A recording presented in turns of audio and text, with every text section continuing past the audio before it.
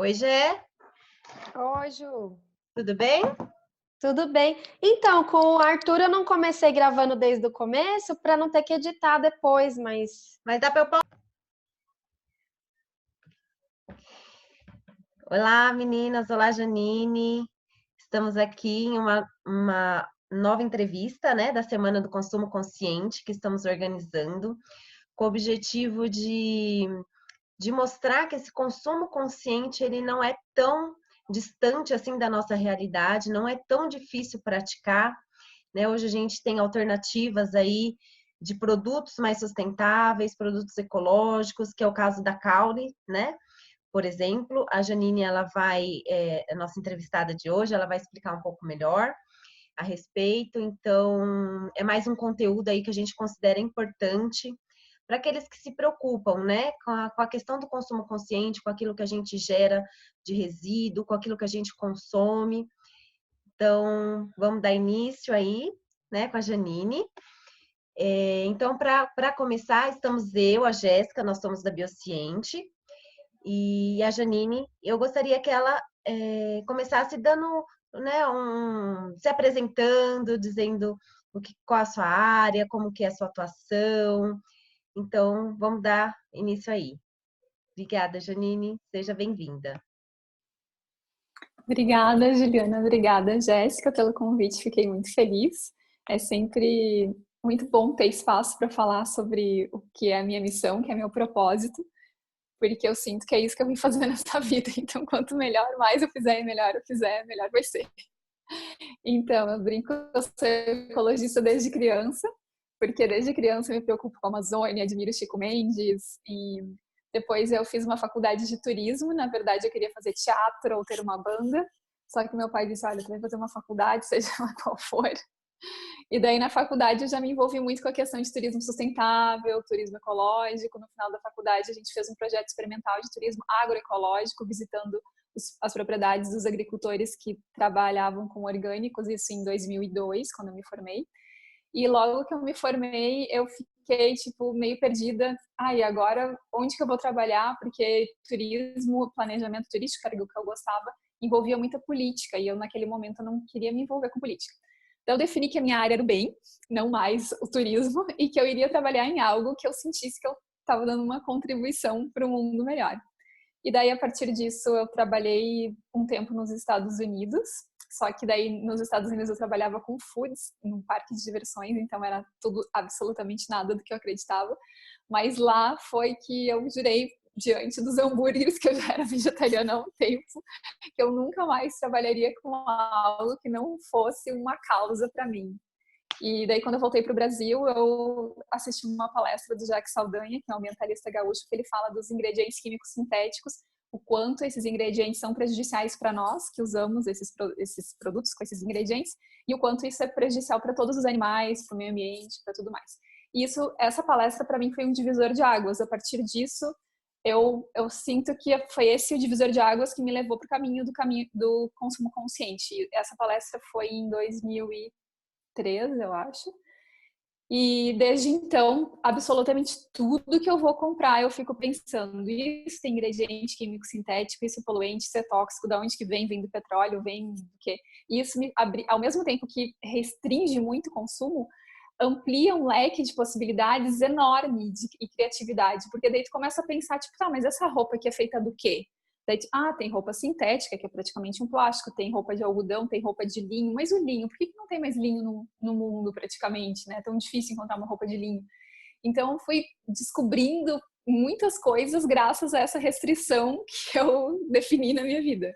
Então, hoje eu sinto que eu sou uma pessoa muito mais criativa em função disso. E daí, há 7 anos atrás, mais ou menos, eu ainda tive 2 empresas antes da Caule, do Ecosalão, que uma foi uma empresa de produtos de alimentos, era tipo uma bolinha assim de energética, como agora tem as barras de cereais, era uma bolinha, o nome era Haribo, que é o pessoal Hare Krishna que faz, e daí a gente fazia, já na embalagem já era vegano, já era embalagem biodegradável, isso, sei lá, há uns 15 anos atrás. E depois eu me formei professora de yoga, e daí a gente abriu um espaço de terapias e artes, daí a gente ficou uns 4 anos, daí depois veio a Caule, depois a Ecosalão. A Caule tem 7 anos, a Ecosalão tem 2 anos. Legal, Janine, que história de vida, né? Acho que acaba inspirando. Depois, se você puder passar por escrito, a gente até compartilha, né, no conteúdo. Esse palestrante eu achei muito interessante. E é isso mesmo, né? A partir do momento, liga uma chavinha, né? A partir do momento que você desperta para o consumo consciente, nunca mais você consegue não analisar o que está sendo, né? Quais são os ingredientes daquilo que a gente come, como são feitas as embalagens, como que a gente vai descartar. Então, tem gente que pode dizer que isso é uma neura, mas na verdade isso é uma consciência, né? Então, isso faz parte, nós que também temos filhos, independente até, né? Porque essa sustentabilidade é para a atual e para as próximas gerações. Então, não tem, é uma preocupação inerente e importante, né? Então, quando você começa, uma vez que você começa esse caminho, é difícil voltar, né? Você não consegue mais não analisar certas questões, né? E eu queria que agora você falasse um pouco da Caule, né? Quais são os produtos disponíveis, desde quando que ela foi criada, conversar, falar um pouquinho sobre a Caule mesmo, sobre os produtos, enfim. Então, voltando um pouquinho lá quando eu era professora de yoga, eu escolhi ser professora de yoga, trabalhar com yoga, porque era um caminho de consciência. E só fiquei frustrada por um caminho de consciência que não pratica o consumo consciente. Então, inclusive, as marcas de roupas de yoga são tudo sintéticas, a maior parte dos tapetinhos são sintéticos, se usa aromatizador nas salas, sabe? Daí eu fiquei pensando, gente, para mim não existe consciência sem passar pelo consumo consciente. Então, um pouco dessa frustração me levou a querer trabalhar mais com a parte do consumo consciente. E daí eu abri a Caule em 2012 com 2 amigas que logo saíram, parece que elas só tiveram ali para dar o start. E a gente começou trabalhando, distribuindo a BioArt, que é uma marca de maquiagem à base de argila, e a Terra Mater, que é uma marca de argilas certificadas orgânicas, que é a única argila certificada no mundo, pela Ecocert, pela Cosmos. E foi por um convite, por um pedido da Soraya Zonta, que foi uma das idealizadoras da Terra Mater e ela é a idealizadora da BioArt. E daí ela pediu para mim, para uma amiga também, tipo, vocês conseguem abrir o mercado em Florianópolis? Eu disse, mas como? Não sei, nessa época eu era professora de yoga. Ela disse, não sei, revendendo, tendo uma distribuidora. Eu disse, distribuidora é uma coisa boa, parece, vou fazer isso. Só que eu não tinha a mínima noção de nada. Mas encarei e hoje a gente está aí, 7 anos depois. Que eu brinco que eu sou uma sobrevivente, porque eu já passei por tantos desafios assim, grandes.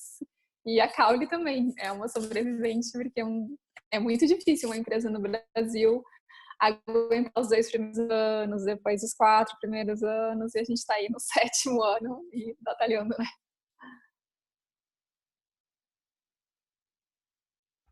Deixa eu habilitar aqui meu microfone, né? Legal, muito legal. Realmente é difícil sobreviver, né, nesse mercado. E então você já falou um pouco sobre o que inspirou, né, a criação da Caule. Não sei se a Jéssica quer fazer alguma colocação, Jé? Não, então, na hora que ela parou de falar, eu já ia fazer uma pergunta já.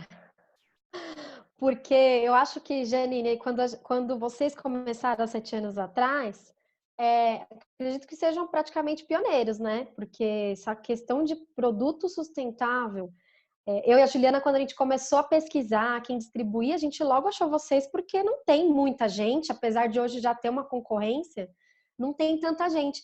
E eu acho que até aqui no roteiro que a gente preparou para essa conversa, né?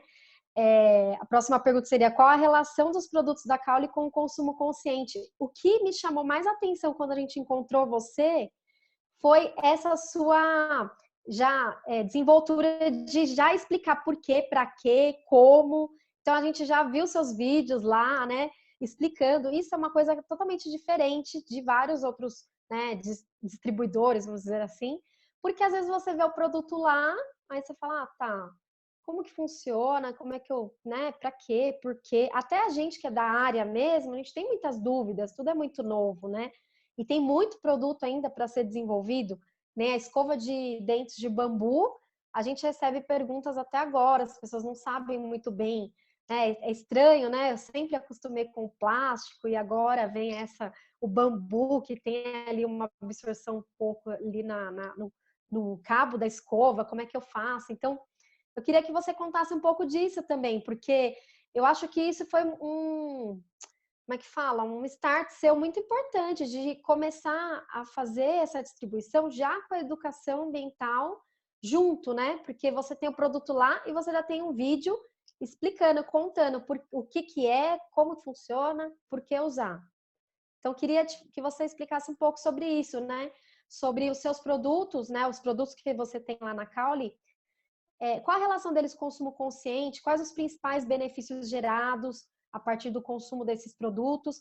Até a questão de cosméticos, né? Que é uma coisa que as empresas muito grandes estão tentando fazer e ainda não conseguem fazer coisas que essas que você citou agora já estão praticando há algum tempo, né? Que esses produtos à base de argila, enfim. Nossa, é tanta coisa para falar sobre isso que eu não sei nem por onde começar. Porque enquanto tu foi me perguntando, eu fui pensando, nossa, mas isso, não, mas aquilo outro, muita coisa. Eu sinto, assim, tudo que eu falo pelas redes da Caule, eu já falava incomodando as pessoas ao meu redor. Só que as pessoas, em geral, elas não querem ter mais um problema na sua vida, né? Ou seja, quando se diz, olha, esse shampoo aí que você está usando te intoxica e polui a água e prejudica todos os animais. Ninguém quer saber disso. Então, daí eu ficava pensando, gente, eu preciso falar disso para muitas mais pessoas. Até o Jack Saldanha, quando ele dá a palestra, no final da palestra, ele diz assim, vocês entraram aqui como vítimas e saem como responsáveis. E eu que sou uma pessoa, acho que às vezes até excessivamente responsável, para mim foi um baque aquilo.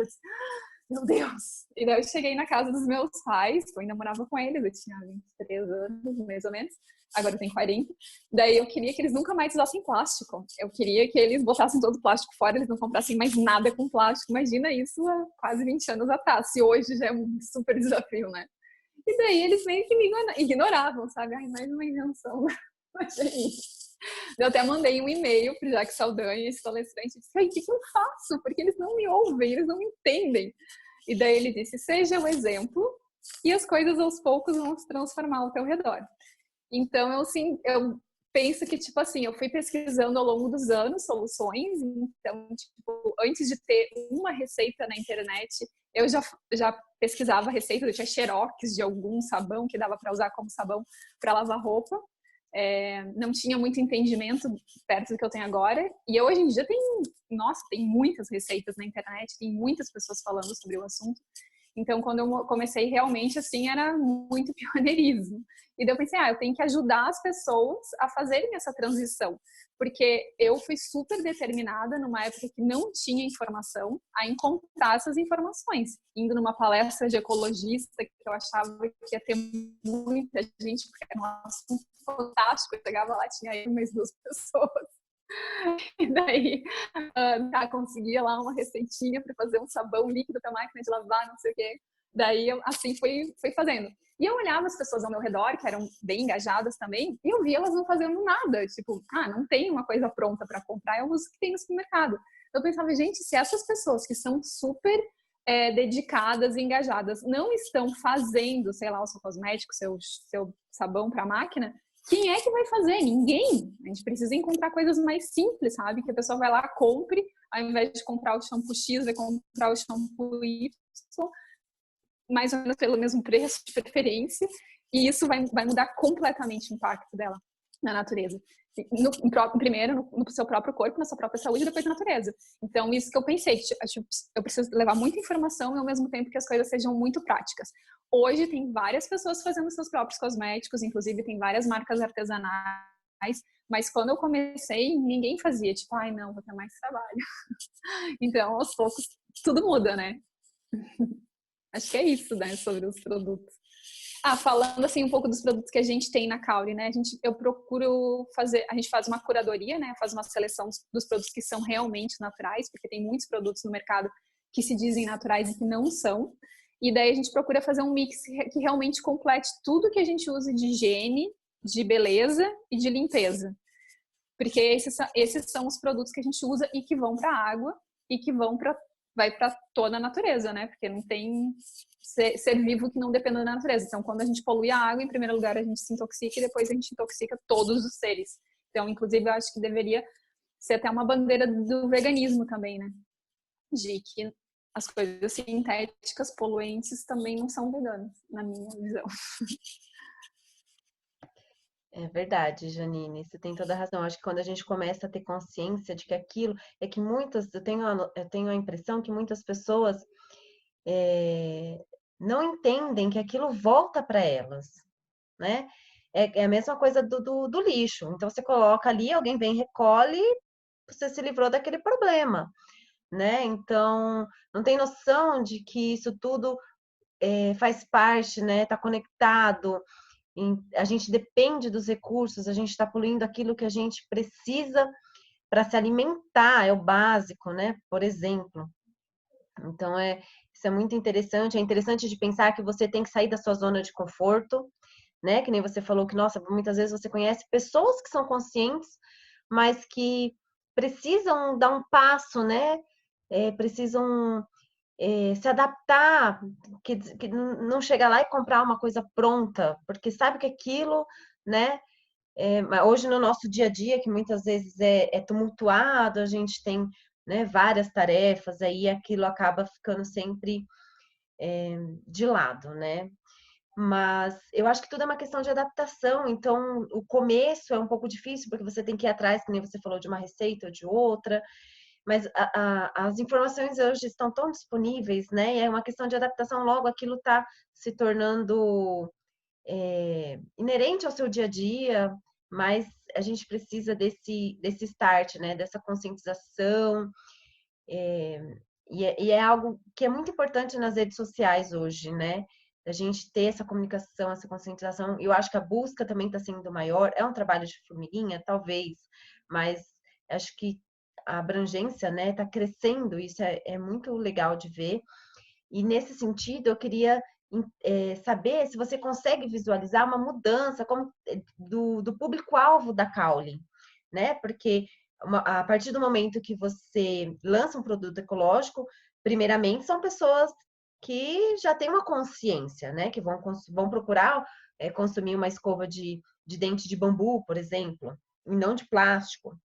Mas você tem percebido ao longo do tempo alguma mudança, a inserção de outros públicos-alvos público-alvo que antes não estava tão inserido ali, tão consciente?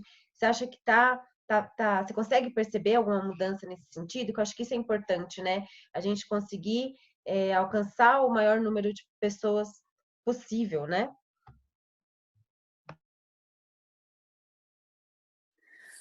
Bom, em primeiro lugar, essa questão de sair do ponto de conforto, é imprescindível a gente sair do ponto de conforto. Mas o ponto de conforto, às vezes, é tão conforto que passa a ser um ponto de tédio. Porque a gente faz todos os dias as mesmas coisas, a gente compra sempre os mesmos produtos, a gente fica tipo um ratinho naquela roda, né? E eu vejo que hoje, em termos de consumo, eu me sinto no ponto de plenitude.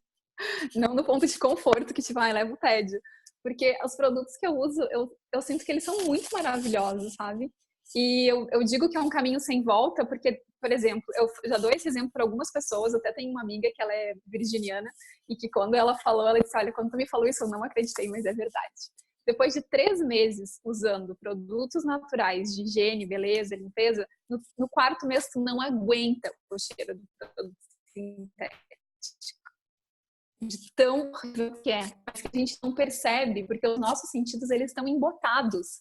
Porque se todos os dias tu usa perfume sintético, em tudo que a gente usa tem perfume de sintético, no sabonete, no desodorante, no shampoo, no sabão de louça, no sabão de roupa, tu não consegue mais discernir, tu acha aquilo ali bom. Então tu vai desembotando os teus sentidos e realmente sentindo o que tu tem que sentir. Porque os nossos sentidos, se a gente ainda fosse homens e mulheres das cavernas, o que define o que a gente come, o que a gente não come, o que a gente passa, o que a gente não passa, são os nossos sentidos. E a indústria, ela embota os nossos sentidos e o único sentido que a gente usa é só a visão. Tipo, que passam na televisão, nas redes sociais, é tudo lindo, maravilhoso, mas os nossos sentidos, o nosso paladar, o nosso olfato, o nosso tato tá embotado. Até em relação a isso, tipo, da escova de bambu. Esses dias eu estava pensando, não sei se vocês entendem um pouco de escola Waldorf. Sim? Legal. Porque na escola Waldorf, uma amiga que ela tinha um filho na escola Waldorf, tinha 2 filhos na escola Waldorf, ela disse que eles usam muitas coisas aquareladas, porque na nossa retina a gente nasce com uma capacidade de percepção visual. Então, quando uma coisa é degradê, a gente vive num ambiente que tem mais o degradê, né, que é o da aquarela, a gente consegue manter essa capacidade. Agora, se a gente só passa a vida vendo cores chapadas, a gente vai perdendo a capacidade de ver essa variação, que é o que tem na natureza. Se a gente ficar meia hora num jardim, a gente vai olhar uma infinidade de variações de cores e que a gente não vê mais isso. A gente está no celular, ou a gente está, sei lá, aqui eu moro numa família todo branco, mas lá em Florianópolis, que é onde eu moro mesmo, a casa é de madeira, então tem um degradê na madeira que isso tem um estímulo diferente o tempo inteiro. Então os estímulos da natureza, eles mantêm os nossos sentidos, a nossa percepção muito mais enriquecidos, muito mais nutridos. E às vezes são coisas que a gente não percebe. Então, o tempo inteiro a gente está sendo embotado no mundo em que a gente está vivendo. Então, a gente vai... Acho que até que, de repente... Acho até não. Tudo que a gente está vendo aí no mundo, governos indo em direção ao totalitarismo e tudo mais, tem várias pesquisas que dizem que os ingredientes químicos sintéticos têm relação com a quantidade de crianças nascendo com autismo. E se a gente pensar em quando a gente era criança, quantas crianças autistas tinham ao nosso redor, e hoje em dia, enquanto vocês são mães, eu não sou mãe, mas quantas crianças têm autistas hoje em dia? E daí eu me pergunto, eu ainda não achei pesquisa sobre isso, mas eu acho que é uma pergunta muito interessante. Isso está acontecendo com as crianças que estão nascendo com mais autismo. E os adultos, nós que já estamos nesse mundo, mas que estamos recebendo essa carga de química sintética todos os dias. O que acontece com o nosso cérebro? Porque também hoje em dia tem muito mais casos de pessoas com Alzheimer. Então, é uma reflexão contínua, assim, tipo, para mim é uma filosofia contínua, essa questão do consumo consciente, em que direção estamos indo enquanto sociedade, enquanto humanidade. E em relação às pessoas, eu acho que tem mais pessoas, como vocês falaram mesmo no início, tipo, não tem como voltar atrás, teria que ter um embotamento muito maior do que a gente teve ao longo da vida para conseguir fechar tudo que a gente abriu, né? Tipo, a consciência, sei lá, a consciência que a gente tem diminuir até a consciência. Einstein até tem uma frase que diz que uma mente que se abre não tem mais como se fechar. Então, é nesse sentido que eu acredito.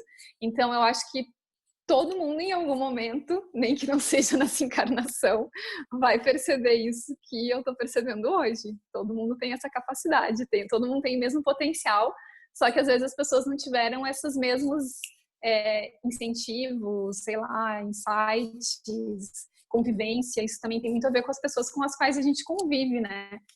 Então, acho que tá aumentando e às vezes eu só me preocupo um pouco em relação à moda, porque, tipo, às vezes a moda é um subterfúgio, tipo, então agora é moda usar cosméticos naturais e daí as pessoas usam só que daí se elas não mudam a consciência, hoje elas usam uma marca natural e na próxima vez que elas vão comprar uma sintética e depois talvez uma natural, talvez não. E agora uma transição mais abrangente, eu acho, é muito mais difícil de voltar atrás, como eu falei, 3 meses sem usar nada de produtos com aroma sintético de higiene, beleza, limpeza. Isso. Obrigada, Janine. Nossa, é uma filosofia de vida, né? Não é simplesmente uma entrevista, não é simplesmente uma conscientização, mas é- a gente está filosofando aqui, né? Sobre a vida, sobre o sentido. Eu acho que o nosso tempo está se esgotando, né, Gé? Infelizmente. Para mim aqui não deu nem meia hora ainda. Ah, então tá A gente bom. É que começou, apareceu a gente um. começou 10h44, eu acho que foi. E ele avisa, tá, Ju? Ele avisa uns 10 minutos antes. Ah, então tá bom, tá Ah, bom. Então não, que mas aqui tá avisando, né? Você colocou alguma coisa aí ou não? é, eu acho que avisou algum, eu acho que tá, apareceu um aviso aqui, por isso que eu perguntei. Ah, tá. Mas mas é que eu gostaria de ficar aqui 2 horas conversando com a Janine, tô adorando. Deixa eu só fazer uma pergunta para a Janine. Onde você tá atualmente? Eu tô na Áustria, eu tô em Então, Graz. O que eu tinha falado, só que estava fechado o microfone, não me dei conta. A gente pode fazer a parte 2 depois, se vocês quiserem. E eu tô aqui na Áustria, o meu marido, ele é alemão e ele tá fazendo um pós-doutorado aqui na Áustria. É só por um ano, então a gente volta em julho do ano que vem. que legal. Eu te perguntei porque recentemente eu estive nos Estados Unidos, né? E a gente tem muito essa questão aqui no Brasil de achar que os outros países estão sempre à frente, né? Eu acho que é uma coisa assim, parece que é a síndrome da inferioridade, né? Aqui no Brasil não funciona, mas lá na Europa, mas lá nos Estados Unidos, né? E eu até agora eu só viajei só para os Estados Unidos, né? Não tenho experiência em outros locais. Mas o que eu percebi lá é que está muito mais distante do que aqui no Brasil, porque aqui você vai num restaurante, você é servido num prato de vidro, né, de louça, você tem os talheres de inox, né? E até no shopping, locais assim com bastante movimento, a gente tem, né, essa experiência de comer num prato de verdade. Eu fiquei lá 17 dias, eu acho que eu não comi nem uma vez num prato de verdade, né? Tudo era descartável, os talheres descartáveis, o copo eles não perguntam se você quer canudo ou não, ele já vem pronto com uma tampa com canudo. E os talheres, e eu fui para São Francisco, que é uma cidade que recentemente eu fiz um curso de embaixadores lixo zero e que falaram que ela está próxima de ser considerada uma cidade zero waste, né? Zero waste que fala. Acho que até 2022 eles vão ser 100% zero waste. Aí eu tava lá e eu fiquei pensando, mas como assim? Todos os lugares que eu fui era tudo descartável, tudo. Não, aqui no Brasil eu acho que por a gente estar, né, com esse movimento, eu e a Juliana com a Biociente temos produtos ecológicos, né, em contato sempre com esse mundo, eu fiquei bastante frustrada, né? E até a Juliana falou, né, perguntou para você se você sente esse aumento de clientes, né, ou de pessoas mais conscientes em busca, né, da caule, de produtos assim sustentáveis, porque eu confesso que eu fiquei bem abismada, assim, falei, nossa, eu acho que o Brasil está à frente, porque antes eu achava que não, que a gente, né, eu ia chegar lá e aprender muito com o que eles já estavam fazendo. E não vi nada, nenhuma ação, sinceramente, não vi nada. Eu vi algum lugar ou outro com lixeiras de coleta seletiva um pouco mais futuristas, assim, que tinha escrito lá que já na própria lixeira já tinha um pré-processo lá, né? Mas foi só isso. Em relação a embalagens, a essas coisas, eu não encontrei nada. E uma coisa que eu fiquei abismada também é que você vai, qualquer lugar que você vai, vem a embalagem da comida e vem uma tampa. Aí eu tava com uma pessoa que tá fazendo intercâmbio lá, né? E aí ele falou assim, eu falei, nossa, pra que essa tampa? Ele é engenheiro ambiental. Aí ele falou assim, mas não coloca essa tampa pra você ver. As americanas aqui ficam loucas. Aí eu fiquei assim, né? O que é uma tampa de plástico ou um pote de plástico para você ver a questão do hábito, né? Eu tô lendo aquele livro O Poder do Hábito e eu li até uma parte hoje que ele fala que a gente não sabe o poder que a gente tem em relação a esse controle de hábitos, né? Que é o que você estava falando, a gente perde a percepção e a gente perde, talvez, esse senso crítico, né, ao longo da vida, porque tá todo mundo fazendo daquele jeito. Eu acredito que se eu ficasse 1 mês e meio, 2 meses lá, eu ia achar isso tudo normal, porque você não encontra nenhum local que tenha um prato de verdade, por exemplo, que é o caso dessa pessoa que está lá fazendo intercâmbio. Ele falou assim para mim, ele compra engradados de garrafinhas de água toda semana no mercado, porque lá a água não é boa. Não é igual aqui no Brasil, pelo menos na cidade que ele está, não é recomendável que se beba a água da torneira. Então, ele compra a garrafinha, porque não adianta ele pôr um filtro, porque o filtro só vai tirar alguma impureza e não vai fazer um tratamento completo da água. Então, ele gera, assim, tipo, 20 garrafinhas quase por dia. Quase que eu tive um colapso.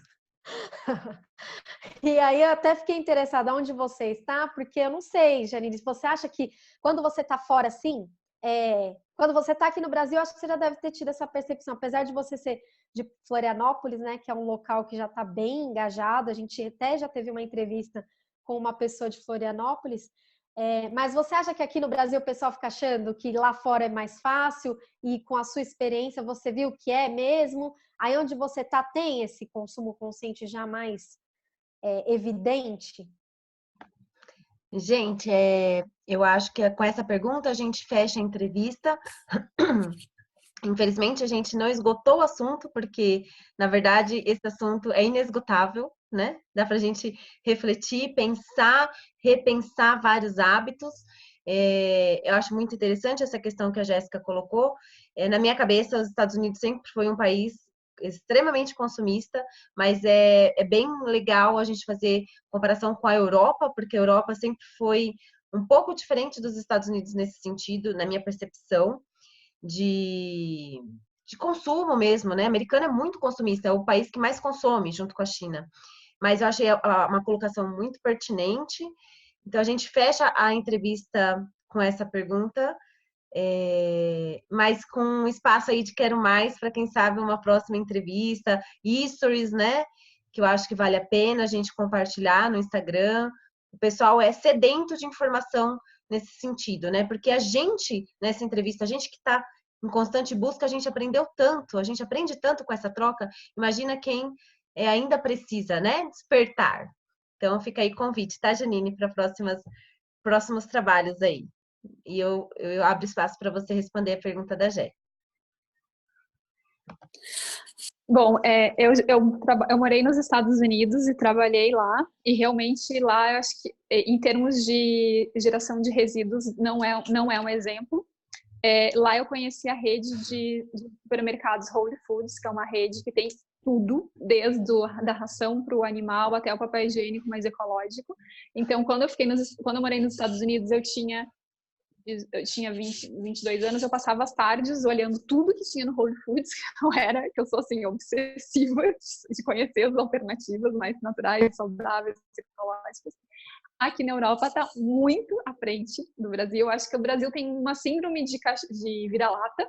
Não acho legal isso. Eu sou super brasileirete, estou morrendo de saudade do Brasil, querendo voltar ao Brasil, América Latina, mas aqui, por exemplo, eu não vejo nenhum lugar que tenha sacola de plástico, nenhum.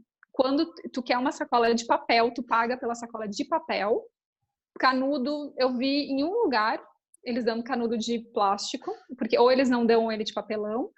Bicicleta, tipo, é facílimo de pedalar aqui para todos os lugares. Tu vê pessoas de todas as idades, de todas as formas de se vestir, desde uma pessoa mais simples até um cara com terno e gravata pedalando.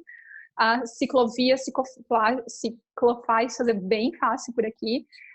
Pode tomar água da torneira. Em vários lugares na rua tem um totem onde tu pode se servir de água. Então, tipo, comprar água em garrafa aqui.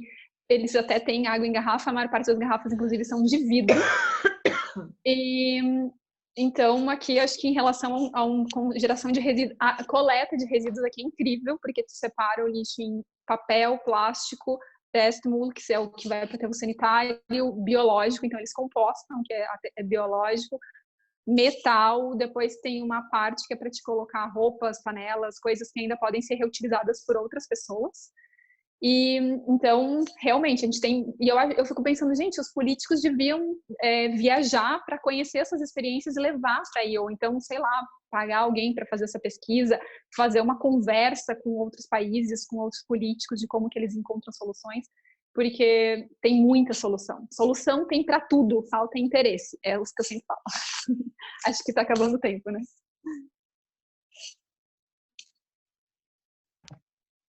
Gente, tá acabando o tempo, infelizmente. Mas que legal, né? Muito bom ver exemplos assim. Eu acho que eles precisam ser compartilhados, né?